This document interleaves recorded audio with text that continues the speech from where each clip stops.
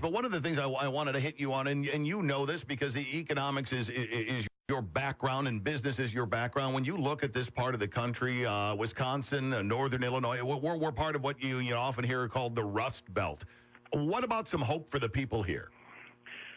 Well, we have to bring back our jobs. I mean, you take a look. Walker has a big, I got this right out of Time magazine and right out of others. He had a 2.2. When I was really going against him, I read an article, and it was a positive article. It was a puff piece on him, and he has a $2.2 billion budget deficit. I said, whoa, where did that come from? It was a little article. It was a little paragraph in the back of this article toward the end of the article, and it talked about the schools are not being funded properly, and there's a mess, and the roadways aren't being funded properly, and say what you want about Wisconsin. Wisconsin has a lot of problems. Plus, there's tremendous hatred. I mean, you look at the vitriol. You look at all of the I've been watching it. It just seems like it's the hatred. I mean, the recall elections and all that's going on there. So I wouldn't exactly say, fellas, that things are running smoothly.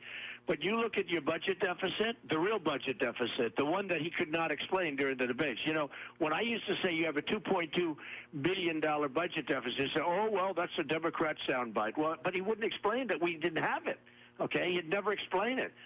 And he was favored to win, and by the time I got finished with him, he was dropping out of the race. He was one of the first ones to drop out of the race. So now he's going to support probably Cruz because, he figures Cruz is maybe but, I just speak the truth. And he was my opponent, and I hit him very hard.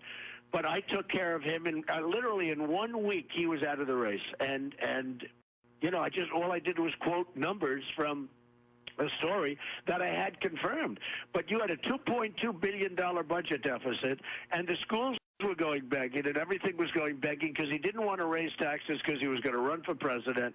So instead of raising taxes, he cut back on schools, cut back on highways, cut back on a lot of things. And that's why, Wisconsin has a problem, and you're losing jobs all over the place, and you're not getting your product out like you're supposed to get it out. And you guys know that, and some of these other hosts are, they're trying to fight me, but they can't fight me very well. They're not good fighters, if you want to know the truth. I was surprised.